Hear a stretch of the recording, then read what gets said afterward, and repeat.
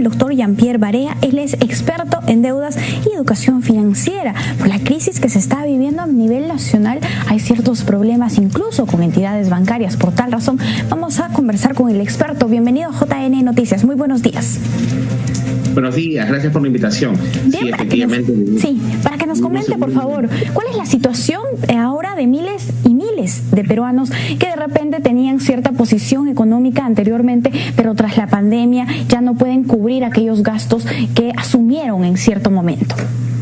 Te comento, lo que sucede es que antes de la pandemia, antes de esta situación tan crítica, ya la población está sobreendeudada. Entonces, lo que estamos viendo es la consecuencia de algo que se está viendo distinto a cualquier situación de antes, porque ya desde antes de la pandemia, la mayoría de peruanos, si no es por decir más del 60% de personas formales y que hacen sus transacciones bancarias y que tienen créditos bancarios o con determinada entidad financiera, ya estaban sobreendeudados. Eso quiere decir que al momento que ha sucedido ese tema, prácticamente la bomba explotó.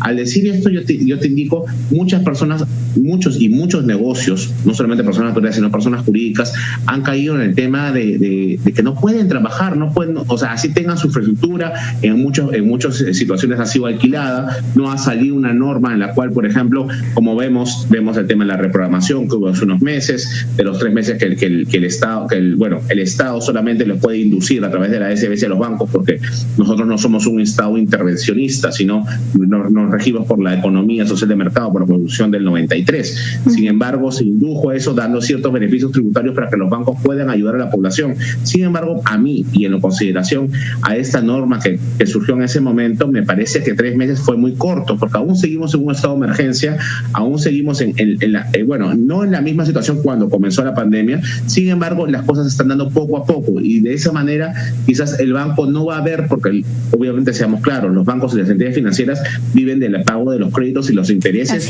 que nosotros mismos pagamos, ¿no? Claro. Entonces, acá hay que manejarlo con pinzas, ¿no? Sí.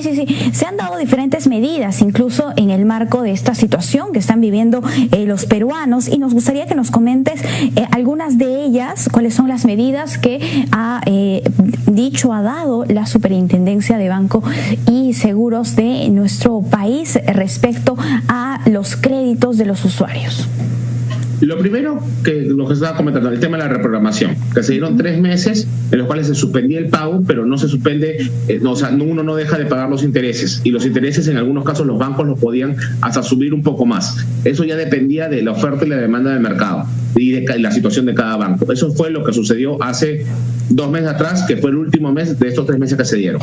Ahora, con la reprogramación, ese fue el primer tema que se dio, que para mí debió ser un poco más de tiempo. Ahora, con el tema que hablamos de la congelación de las deudas, que es un tema que se está debatiendo y se está alargando en el Pleno del Congreso, en el cual se está suspendiendo todo pago, de todo crédito, si es que se llega a aprobar, obviamente, ¿no? Se suspende el pago de todo crédito, sea vehicular, sea hipotecario, sea de tarjetas de crédito y hasta de seguros, porque lamentablemente en nuestro país las grandes entidades financieras siempre están vinculadas a un grupo de seguros, y no es que por decir que todas son un grupo, o un grupo individual cada una, ¿no?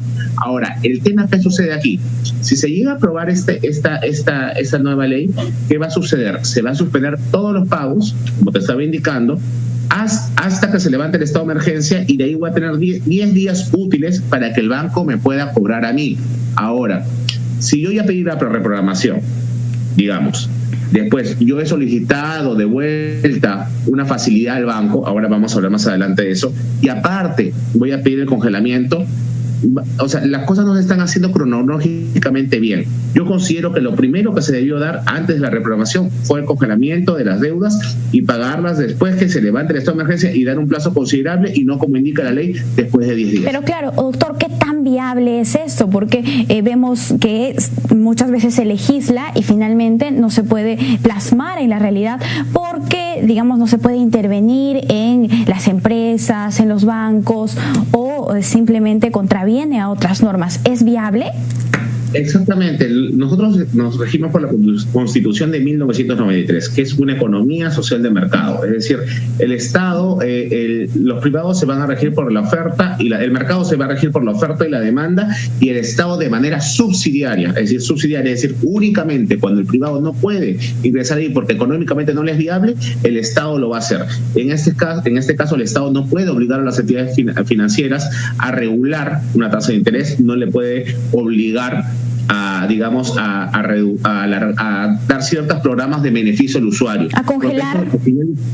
Exacto, porque al final son capitales privados, son empresas privadas, solamente que obviamente el banco, a diferencia de mí, de ti o de cualquier ciudadano, obviamente que tiene capital mucho más grande, ¿no? Esa es la única diferencia, pero el banco sigue siendo un privado más.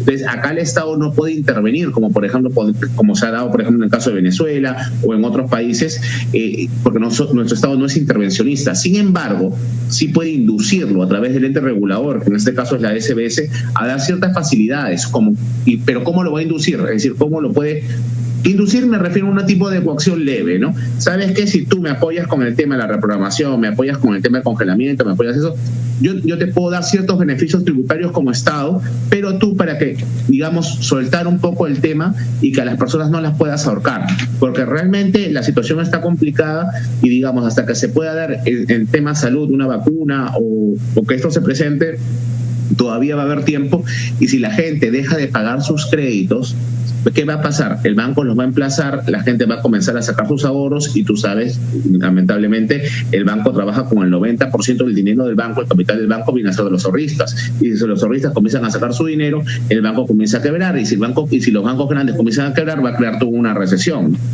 Claro, entonces, ¿cuáles serían las alternativas que se deberían brindar desde el Ejecutivo de repente para solucionar este problema y para que miles de peruanos no vivan preocupados como lo están haciendo ahora con prácticamente las deudas que los están aplastando porque no tienen trabajo, porque los negocios han dejado de funcionar, porque las exportaciones también han bajado? ¿Qué es lo que se debería hacer?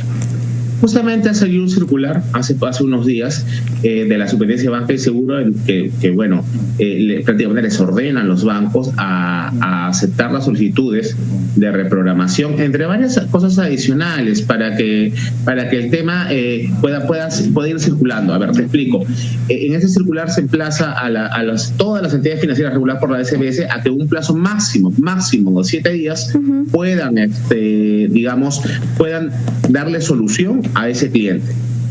Si en todo caso no dan la solución en los 7 días, la solución que planteó el cliente la tiene que aceptar el banco, ¿no? Entonces, creo que esto es un tema de celeridad y eficacia por parte de la SBS, que quiere que los bancos cumplan, porque normalmente el plazo es de 30 días y puede ser reprogramable, digamos, si es que el banco te da una carta y te dice, sabes que necesito más tiempo, o vamos a evaluarlo, o va a pasar al área correspondiente, ¿no? La idea es que esto sea con celeridad, porque si esa persona no le acepta el banco y el banco sigue, digamos, alargando el tema y no le da una respuesta, ¿qué va a suceder? La persona va a entrar a una central de riesgo de manera negativa, de manera adversa, va a estar reflejado. Y eso que va a impedir que la persona no pueda solicitar nuevos créditos, que la persona no pueda acceder a nuevo capital de trabajo, que las personas no puedan ingresar al programa, digamos, de Reactiva Perú, por decir uno de muchos, que las personas tampoco, los créditos que tengan vigentes se le vayan reduciendo, si no es cancelando a medida que la SBS va dándole la alerta, indicando que ya es un cliente que tiene cierta morosidad y que no ha podido cancelar, ¿no? Claro, bien, entonces habría que trabajar en eso, pero finalmente para reprogramar estas cuotas, estos créditos, la última palabra la tendrían los bancos. Se les podría brindar... Exactamente, estamos hablando de una relación de privado entre privado. Sí, muchas personas confunden que porque el banco es una entidad enorme, gigante, tiene una infraestructura gigante a nivel nacional y que maneja capitales del exterior y acá del interior, viene a ser un privado más, y el banco y el Estado no puede entrar o no puede intervenir en una relación entre privado y privado, ¿no? Entonces no lo puede hacer, pero sí puede inducir a una de las partes con beneficios tributarios o con otro tipo de beneficios a que pueda ser más accesible con los usuarios. Y en caso los bancos no den esa accesibilidad a los usuarios, ¿existe algún tipo de sanción? ¿Algún lugar donde puedan reclamar? Mira, yo considero que sí se va a dar. porque Yeah. a los bancos no les va a convenir que las personas todas estén reportadas en las centrales de riesgo, porque al final el dinero que ellos colocan como préstamo, tanto de vehicular, hipotecario, leasing o personales, viene a ser con el mismo dinero de los ahorristas. Por eso el ente regulador es la DSBS. A ellos les conviene otorgar créditos porque ellos ganan de los intereses, ¿no? Entonces sí les va a convenir, pero vamos a ver hasta qué punto se pueda dar esta negociación y hasta qué punto, qué interés o qué tasa se pueda dar. Como sabemos, acá en el Perú, las entidades financieras están libres y exentos de poner la tasa de interés que ellos prefieran, sin caer en una tasa de interés usurera. Sin embargo, si un privado, a diferencia, digamos, de yo, de Pepito, de Juanito, de Pedrito, quiera prestar a un familiar, quiera prestar a un amigo o quiere iniciar un tipo de negocio de préstamos, si yo caigo por encima de más de la tasa de interés del BCR o doy un interés por más de la tasa del BCR, caigo en el delito de usura. Sin embargo, el banco, que también es un privado más, igual que yo, solamente que maneja mayor capital y que le presta a todo el mundo, no está regulado, ¿no? O sea, hablamos de una regulación, no de una intervención, ¿no? Que yo creo que sería lo más apropiado. En otros países se está dando, por ejemplo, digamos, a las personas naturales que ganan de tanto a tanto, su tasa de interés es tanto. Las personas naturales que ganan de esto a esto es tanto. Las personas jurídicas, las MIPES, las micro, las medianas y las grandes, cada una tiene una tasa de interés, pero no fijada, sino va de un mínimo a un máximo. Una diferenciación de acuerdo a las necesidades de las personas también. Por supuesto, no le voy a ahorcar a una persona que recién está saliendo con una tasa de interés altísima, porque obviamente la persona es su primer crédito, lo estoy ahorcando, prácticamente el banco está viviendo de la persona y digamos, ya el más grande, sí, con él sí me permite negociar, ¿no? Claro, esa no es la idea. Bien, muchísimas gracias, doctor, por estar aquí con nosotros en JN Noticias.